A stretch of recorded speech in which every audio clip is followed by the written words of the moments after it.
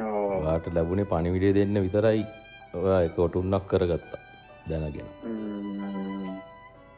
ඇත්තටම දුකයි දැන් දාන්නේ ඔය හැටියට නම්. ඇත්තටම මානසික උමතුවටපත් වෙලා දැන්. ඔව් ඉතින් ඇඟිල්ල දික් කරා එපා කීප වතාවක්. ඒව එහෙම තමයි. ඒව වෙනස් වෙන්නේ නැහැ.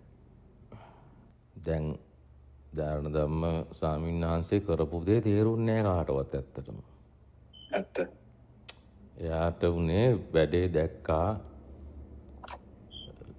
තේරුණා මේක හරි පැත්තට ගියොත් වැඩ වරදිනවා ඒක නෙමෙයි වෙන්න තියෙන්නේ කියන එක ඥානෙට ගෝචර වුණා.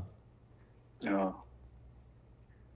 දැක්කා ලියවිලා තියෙන සලකුන්නේ ලියලා තියෙන්නේ අනාගත ශාසනය බිහි වෙන ගිහි ජීවිතවල ඉන්න තැන තමයි සිංහාසනය වෙන්නේ. ඉන්න තැන කොතනද සිංහාසනය එතන. ඒ කියන්නේ ප්‍රඥාව තියෙන්නේ.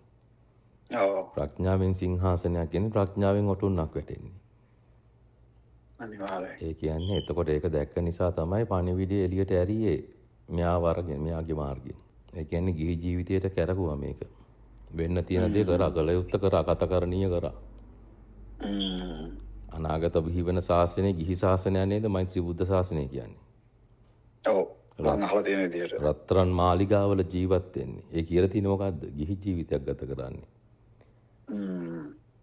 දේවියමයි දන් බෙදන්නේ. ඔව්. තේන රන්සිරු පෙරවන්නේ.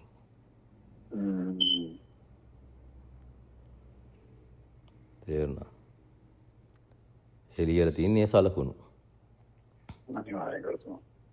ඒක නොවෙන්න තිබ්බ දේ තමයි වෙනස් කරන්නේ. උපසම්පදාව කඩන්නේ. ඔව්. ඔව්වල. තේරෙනවද මට මේ පේන දේවල්? මට තේරෙනවා කරතුමා. එතකොට එයා තමයි පණිවිඩය මට දෙන්න ඇවිල්ලා. හැබැයි එයා හිතන්නේ එයාට ඔටුන්නක් හම්බ වෙනවා කියලා. හම්බුණා කියලා. ඔව්.